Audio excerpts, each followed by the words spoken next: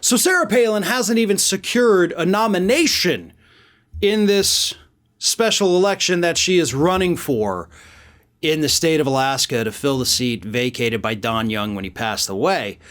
But even still, even though she has not secured the Republican nomination, she already has her eyes on a bigger prize. And that prize, apparently, according to a recent interview she did with a local news station up in Alaska, is actually the vice presidency. Yes, you heard that right, folks. Sarah Palin has not given up on her dream of being vice president of the United States. And when asked by the interviewer if she would consider being Trump's running mate, she said, absolutely, I'd consider it if, of course, he runs again in 2024.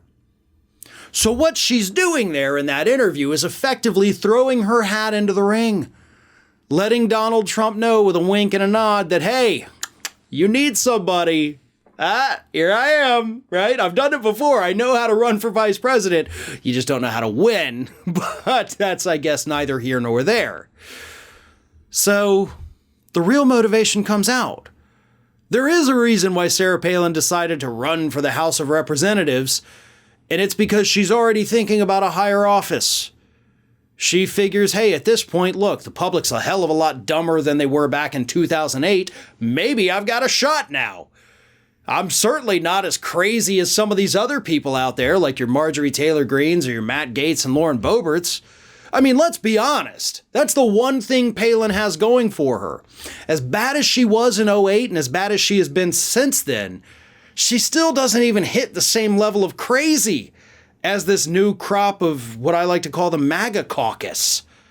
I mean, she looks almost sane compared to these individuals. Almost, not quite, almost. But she's already throwing her hat out there saying, hey, Donald, if you need a running mate for 2024, because we all know you're not picking Mike Pence again, here I am. And another point of interest here, she did mention that, she has nothing left to lose. Because, all of her kids, except for Trig, who is now in middle school, are out of the house. Doesn't have a husband anymore. They divorced 2020, I believe it was, following a hell of a lot of very public family drama that I don't even want to get into here. If you haven't heard about that, you should look it up. It's pretty disturbing what happened there. But she's like, yeah, I got nothing. Why not? She literally said, I got nothing to lose. You have a son in middle school. You're a single parent, Sarah. And you're like, I got nothing to lose. And Trig's over here like, what? Like, what about your kid, Sarah? Did you forget about him? Did you forget that that's still a child you have to take care of? She doesn't care. She absolutely doesn't care. She wants that higher office. She feels that, I think almost at this point, like she's entitled to it. She's not. She's an idiot. And luckily, based on recent reports, a lot of the folks in Alaska happen to think she's not just an idiot, but an embarrassment.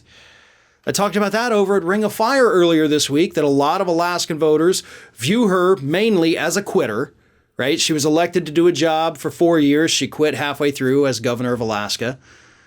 And then, of course, they say she's an embarrassment, right? She went from being governor to vice presidential candidate to reality TV show star to reality show guest, because her own reality show, she couldn't carry it. So now she's just a guest on reality shows every now and then, a contestant.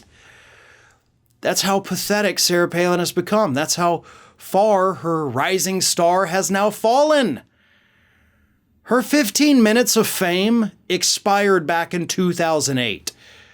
The fact that any of these people still give her any kind of audience is absolutely ridiculous. She is running, by the way, against 48 other people for that seat in Alaska. That's a lot of folks. That's a lot of thinning out the vote. We'll see what happens with that, but I guarantee you, win or lose, she's unfortunately not going away because, as she says, she's still not done trying to be the vice president. Hey everyone, this is Aspen. And did you know that for the low cost of $0 per day, you can subscribe to the Fair and Balanced YouTube channel, We also encourage you to like, comment, and share. But again, click that subscribe button and help Aspen not be so grumpy.